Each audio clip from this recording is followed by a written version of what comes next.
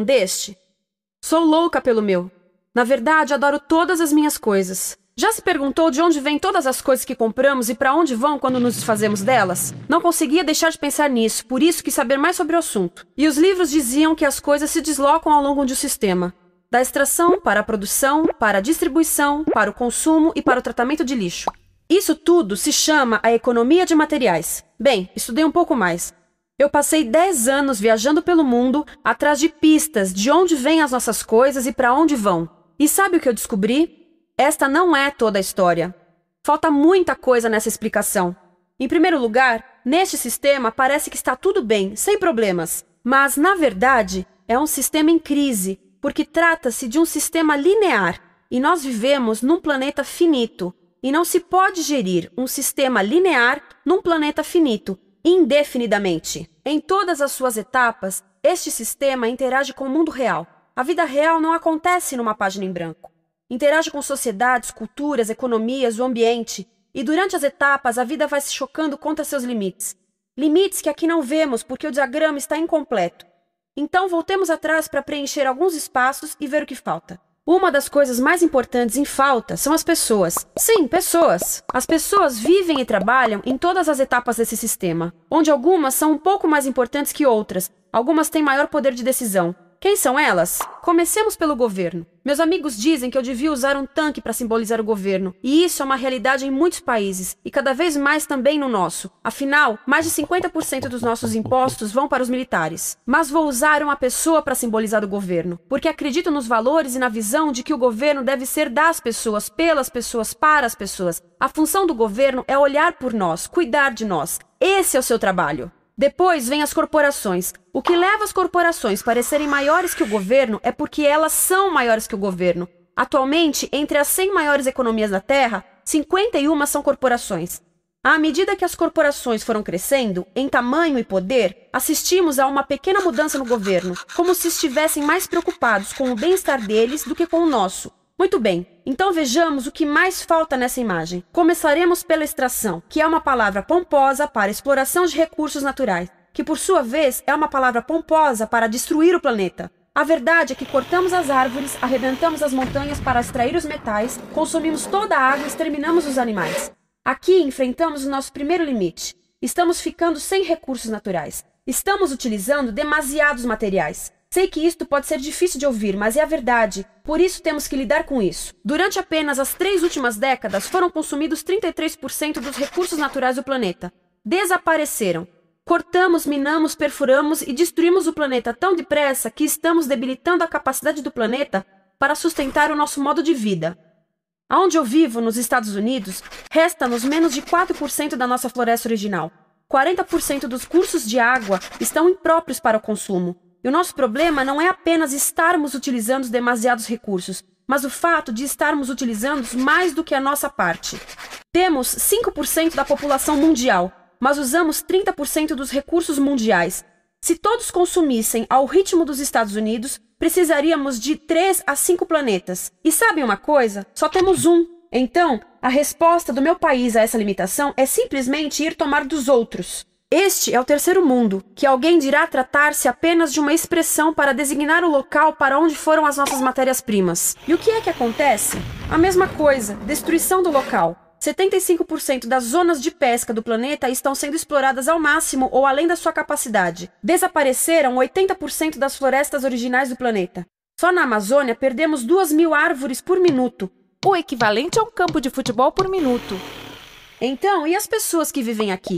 Bem, de acordo com esses sujeitos, eles não são donos desses recursos, mesmo que vivam lá há gerações. Não são donos dos meios de produção, nem compram muitas coisas. Nesse sistema, quem não possui nem compra muitas coisas não tem valor.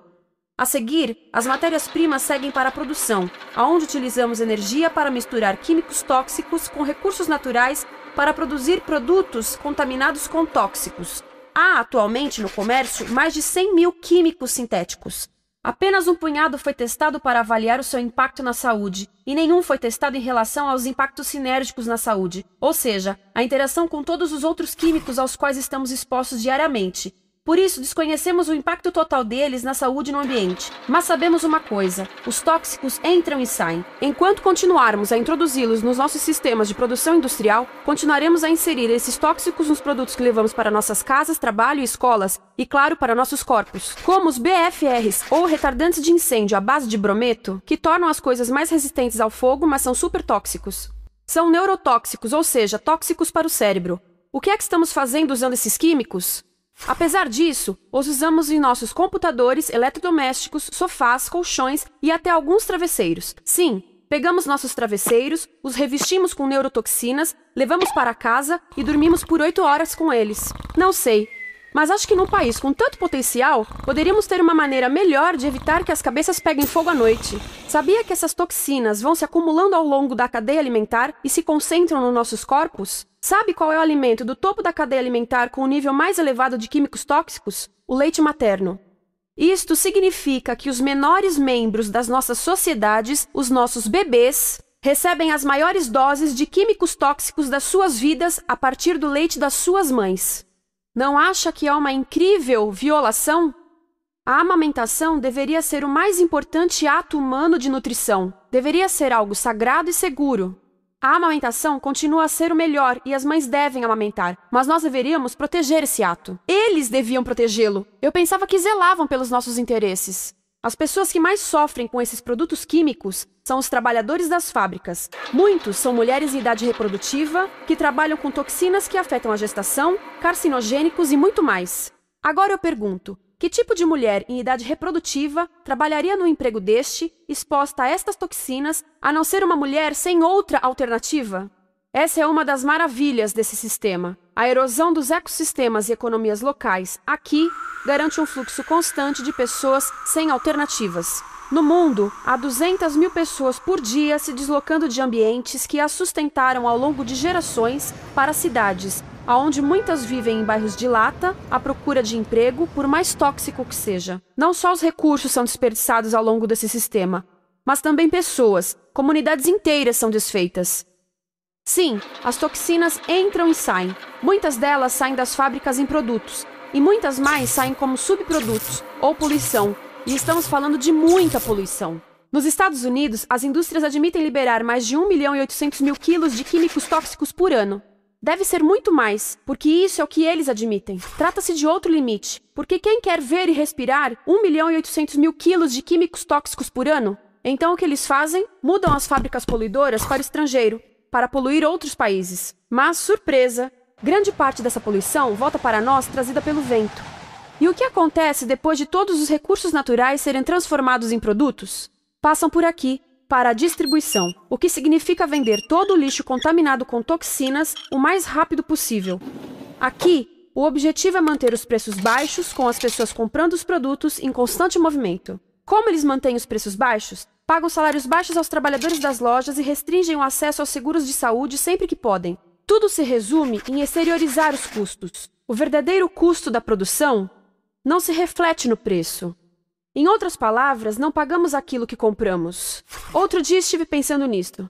Ia a caminho do trabalho e queria ouvir as notícias. Por isso entrei numa loja para comprar um rádio. Encontrei um pequeno rádio verde engraçado que custava $4,99. Na fila do caixa pensei, como $4,99 podem refletir o custo da produção e transporte desse rádio até ele chegar nas minhas mãos? O metal deve ter sido extraído na África do Sul. O petróleo provavelmente do Iraque.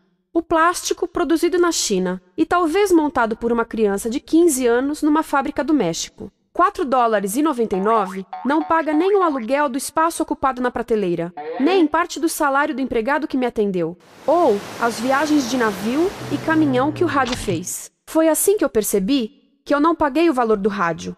Então, quem pagou? Estas pessoas pagaram com a perda do espaço dos seus recursos naturais.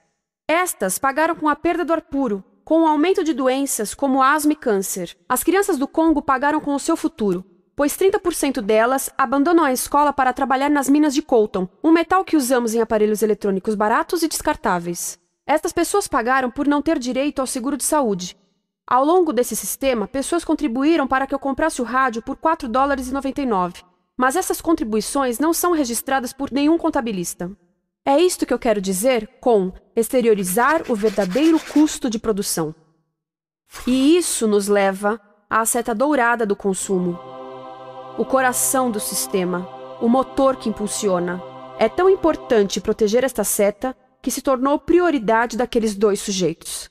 É por isso que, após o 11 de setembro, quando nosso país estava em choque, o presidente Bush poderia ter sugerido fazer luto, rezar, ter esperança, mas não, ele disse para fazermos compras. Compras! Nos tornamos uma nação de consumidores. Nossa principal identidade passou a ser de consumidores. Não mães, professores, agricultores, mas consumidores. Nosso valor é medido e demonstrado pelo quanto contribuímos para esta seta. Quanto consumimos. Não é isso que fazemos? Compramos, compramos, compramos. Manter os produtos circulando. E como circulam? Sabe qual a porcentagem dos produtos que circulam através desse sistema que ainda são usados 6 meses depois da venda na América do Norte? 50%? 20%? Não, 1%. 1.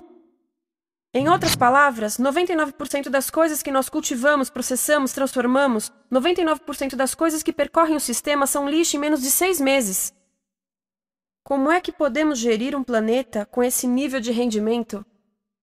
Mas não foi sempre assim. Hoje, o consumidor médio americano consome o dobro que há 50 anos. Pergunte à sua avó. No tempo dela, a boa gestão, a engenhosidade e a poupança eram valorizados. Então, como é que isso aconteceu? Bem, não aconteceu simplesmente. Foi planejado. Pouco depois da Segunda Guerra Mundial, estes sujeitos estudavam a forma de impulsionar a economia. O analista de vendas Victor Lebow articulou a solução que se tornaria a norma de todo o sistema. Ele disse: a nossa enorme economia produtiva exige que façamos do consumo a nossa forma de vida, que tornemos a compra e uso de bens em rituais, que procuremos a nossa satisfação espiritual, a satisfação do nosso ego no consumo. Precisamos que as coisas sejam consumidas, destruídas, substituídas e descartadas a um ritmo cada vez maior. O conselheiro econômico do presidente Eisenhower disse: o principal objetivo da economia americana é produzir mais bens de consumo. Mais bens de consumo? O nosso principal objetivo? Não é providenciar cuidados médicos, ou educação, ou transportes seguros, ou sustentabilidade, ou justiça? Bens de consumo? Como é que eles nos fizeram adotar esse sistema de forma tão entusiástica? Bem, 2 das suas estratégias mais bem-sucedidas são a obsolescência planejada e a obsolescência perceptiva. A obsolescência planejada é uma outra forma de dizer criado para ir para o lixo. Eles fazem as coisas de modo que sejam inúteis tão rápido quanto possível para jogarmos fora e voltarmos a comprar. Isso é óbvio em sacolas ou copos de plástico, mas verifica-se isso em coisas maiores como esfregões, DVDs, máquinas fotográficas, churrasqueiras, quase tudo, até computadores. Já reparou que quando compra um computador, a tecnologia muda tão rápido que em poucos anos se torna quase um impedimento para a comunicação? Fiquei curiosa e abri um desses computadores para ver o que tinha dentro, e descobri que a peça que se muda a cada ano é apenas uma pecinha no canto. Mas não se pode mudar apenas essa peça, porque cada nova versão tem um formato diferente. Tem que jogar tudo fora e comprar um novo. Estive lendo sobre o design industrial da década de 50, quando a obsolescência planejada começou a aparecer. Esses designers eram muito claros sobre o assunto. Chegavam a debater quão rápido conseguiam que um aparelho avariasse, mas de modo que o consumidor mantivesse fé suficiente para ir comprar outro. Foi tão intencional, mas as coisas não avariam suficientemente rápido para manter essa seta funcionando. Por isso existe também a obsolescência perceptiva. A obsolescência perceptiva nos convence a jogar fora coisas que ainda são perfeitamente úteis. Como fazem isso? Mudam a aparência das coisas. Por isso, se comprou suas coisas há alguns anos, todos percebem que você não tem contribuído para essa seta. E como o nosso valor depende da nossa contribuição para essa seta, isso pode ser embaraçoso. Por exemplo, se eu tiver o mesmo monitor de computador gordo e branco na minha mesa por 5 anos e a minha colega tiver comprado um computador novo, ela vai ter um monitor plano brilhante que combina com o computador, com o celular e até com as canetas. Ela parece estar operando uma nave espacial e eu pareço que tenho uma máquina de lavar na mesa. A moda é outro bom exemplo. Já se perguntou por que os saltos dos sapatos das mulheres passam de largos para finos num ano e no próximo de finos para largos? Não é por haver um debate sobre qual deles é mais saudável. É porque usar saltos largos num ano de saltos finos mostra que você não contribuiu recentemente para a seta. Por isso não vale tanto quanto a pessoa com saltos finos ao seu lado, ou em um anúncio. É para comprarmos sapatos novos. A publicidade e a mídia em geral têm um papel importante nisto. Cada um de nós nos Estados Unidos é bombardeado com mais de 3.000 anúncios por dia. Vemos mais publicidade num ano do que as pessoas há 50 anos viam em toda a vida. Qual é o objetivo de um anúncio se não nos fazer infelizes com o que temos? Por isso, nos dizem 3.000 vezes por dia que o nosso cabelo está errado, nossa pele, nossa roupa, nossos móveis, nossos carros, nós estamos errados. Mas tudo se resolve se formos às compras. A mídia também ajuda a esconder tudo isto e isto. Por isso, a única parte da economia que vemos são as compras. A extração, produção e envio para o lixo acontecem fora do nosso campo de visão. Por isso, nos Estados Unidos, temos mais coisas do que tivemos antes, mas pesquisas mostram nossa felicidade declinando. Nossa felicidade teve seu pico na década de 50, a mesma época em que a febre consumista explodiu. Coincidência interessante. Acho que sei o porquê. Temos mais coisas, porém menos tempo para o que realmente nos faz felizes. Amigos, família, tempo livre. Estamos trabalhando mais do que nunca. Analistas dizem que não temos tão pouco tempo livre desde a sociedade feudal. E sabem quais são as duas atividades que mais fazemos no pouco tempo livre que temos? Ver televisão e fazer compras. Nós, americanos, passamos 3 a 4 vezes mais tempo comprando do que os europeus. Assim, nessa situação ridícula, vamos trabalhar talvez em 2 empregos, e quando chegamos em casa exaustos e sentamos no sofá novo para ver televisão, os anúncios dizem que não prestamos, então vamos às compras para nos sentirmos melhor. Depois trabalhamos mais para pagar o que compramos e chegamos em casa mais cansados, vemos mais televisão que nos diz para fazermos compras outra vez, e estamos nesse ciclo de trabalhar, ver, comprar, e podíamos simplesmente parar. Então, no final, o que acontece a todas essas coisas que compramos? Nesse ritmo de consumo, não cabe tudo em casa, apesar do tamanho médio das casas ter duplicado nesse país desde os anos 70. Vai tudo para o lixo, e isso nos leva ao tratamento do lixo. Essa é a parte da economia de materiais que conhecemos melhor, porque nós temos de levar o lixo até a esquina. Cada americano produz 2 quilos de lixo por dia, o dobro do que fazíamos há 30 anos. Todo esse lixo ou é despejado num aterro, que é um grande buraco no chão, ou ainda pior, primeiro é incinerado e depois despejado no aterro. As duas formas poluem o ar, o solo, a água, sem esquecer que alteram o clima. A incineração é realmente ruim. Lembra daqueles tóxicos da fase da produção? Bem, queimar o lixo libera esses tóxicos no ar. Pior ainda, produz supertóxicos novos, como a dioxina. A dioxina é a substância mais tóxica feita pelo homem, e os incineradores são a principal fonte de dioxina. Isso significa que podemos parar a principal fonte da mais tóxica substância conhecida e feita pelo homem, simplesmente parando de queimar o lixo. E podemos parar hoje. Algumas empresas não querem criar aterros e incineradores aqui. Por isso, também exportam os resíduos. Então, e a reciclagem? A reciclagem ajuda? Sim, a reciclagem ajuda. Ela reduz o lixo nessa extremidade e depois reduz a pressão para minerar e colher mais nessa extremidade. Sim, todos devemos reciclar, mas reciclar não é o suficiente. Reciclar nunca será suficiente, por 2 razões. Primeiro, o lixo que vem das nossas casas é apenas a ponta do iceberg. Para cada saco de lixo que deixamos na esquina, 70 sacos de lixo são criados anteriormente, só para fazer o lixo desse saco que deixamos na esquina. Assim, mesmo que pudéssemos reciclar 100% do lixo das nossas casas, não se chegaria ao coração do problema. Além disso, grande parte do lixo não pode ser reciclado, ou porque contém demasiados tóxicos, ou porque é criado de início para não ser reciclável, como aquelas caixas de suco, que têm as camadas de metal, papel e plástico, todas coladas. Não dá para separar essas camadas para reciclá-las.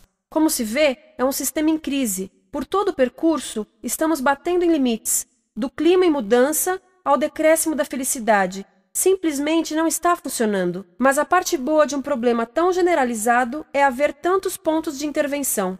Há pessoas trabalhando aqui salvando florestas, e aqui na produção limpa. Pessoas trabalhando em direitos do trabalho, em comércio justo, em consumo consciente, no bloqueio de aterros e incineradores. E muito importante, em recuperar o nosso governo, para que seja realmente pelas pessoas e para as pessoas. Todo esse trabalho é criticamente importante, mas as coisas vão realmente começar a se mover quando enxergarmos as ligações, quando enxergarmos o panorama geral. Quando as pessoas ao longo do sistema se unirem, poderemos reivindicar e transformar esse sistema linear em algo novo, um sistema que não desperdice recursos ou pessoas, porque aquilo de que precisamos nos livrar é da antiga mentalidade de usar e jogar fora. Há uma nova escola de pensamento nesse assunto, e é baseada em sustentabilidade e equidade, química verde, 0 resíduos, produção em ciclo fechado, energia renovável, economias locais vivas, já está acontecendo. Há quem diga que é irrealista, idealista, que não pode acontecer. Mas eu digo que quem é irrealista são os que querem continuar pelo velho caminho.